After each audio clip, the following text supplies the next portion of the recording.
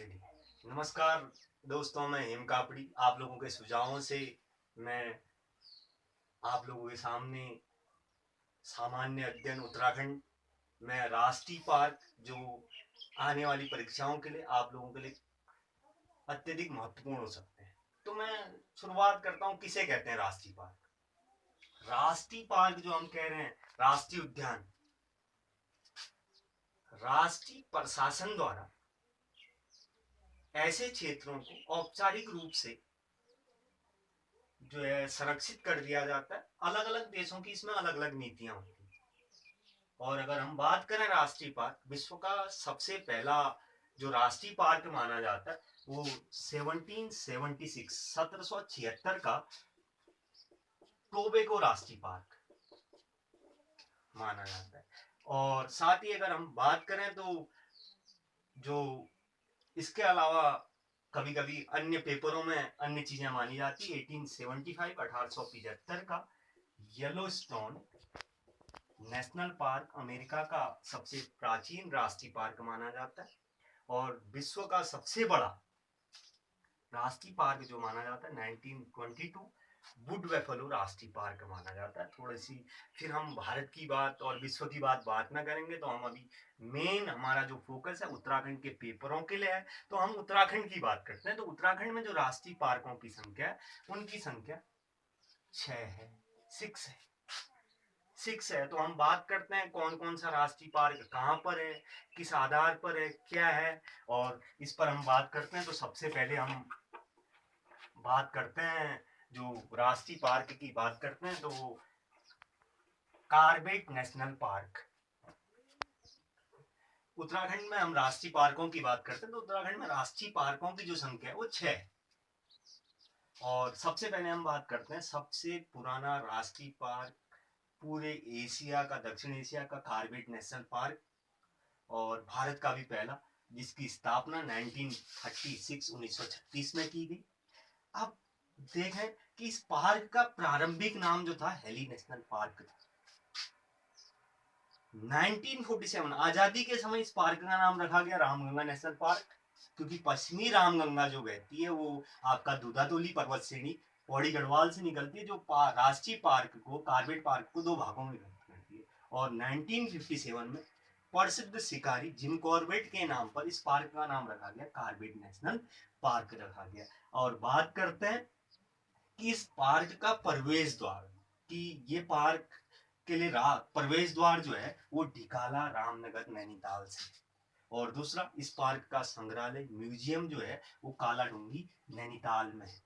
और जो हम बात करते हैं कि ये पार्क कितने वर्ग किलोमीटर में विस्तारित है, यह पार्क 520.82 वर्ग किलोमीटर क्षेत्रों में विस्तारित है। यह पार्क नैनीताल और पौड़ी दो जनपदों में विस्तारित है। और इस पार्क का जो क्षेत्रफल है 208.8 वर्ग किलोमीटर नैनीताल में आता है, और 317.76 वर्ग किलोमीटर जो आता है वो पौड़ी में। ये थोड़ा सा इंपोर्टेंट जैसा है कि कभी पूछ सकता है कि नैनीताल में इस पार्क का कितना वर्ग किलोमीटर विस्तारित है, पौड़ी में कितना वर्ग किलोमीटर विस्तारित है। और बात करते हैं भारत में बाघ परियोजना के तहत, भारत में जो बाघ परियोजना चलाई गई 1973, क्योंकि 1972 1972 तक हमारा जो राष्ट्रीय पशु था वो शेर था। 1973 में बाघ को हमारा राष्ट्रीय पशु बनाया गया 72 के बाद। तो ये भारत का पहला बाघ संरक्षित क्षेत्र है।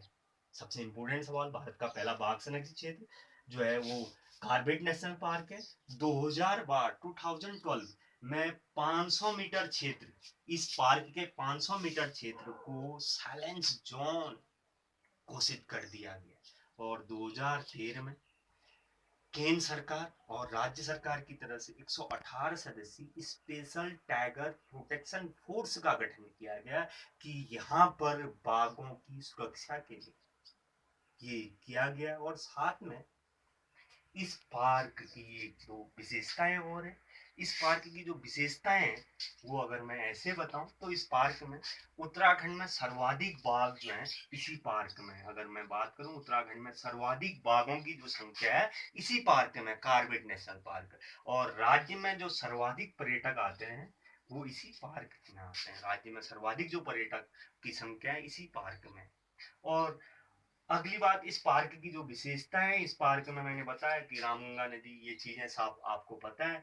तो इस पार्क में जो जिम कॉर्बेट के नाम पर इस पार्क को रखा गया है, तो इस पार्क के प्रवेश द्वार या जो है नवंबर तक बंद किए जाते हैं, और नवंबर माह में इस पार्क के प्रवेश द्वार खोल दिए जाते हैं। बरसात के टाइम में इस पार्क के प्रवेश द्वार बंद कर दिए जाते हैं, और नवंबर माह में इस पार्क के प्रवेश द्वार खोल दिए जाते हैं। इस पार्क से संबंधित जो जो जानकारियां हो गया ना। अब दूसरे पार्क की बात करते हैं, गोविंद राष्ट्रीय उद्यान। गोविंद राष्ट्रीय पार्क आप जानते हैं, पंडित गोविंद वल्लभ पंत जी के नाम पर इस पार्क की स्थापना की है।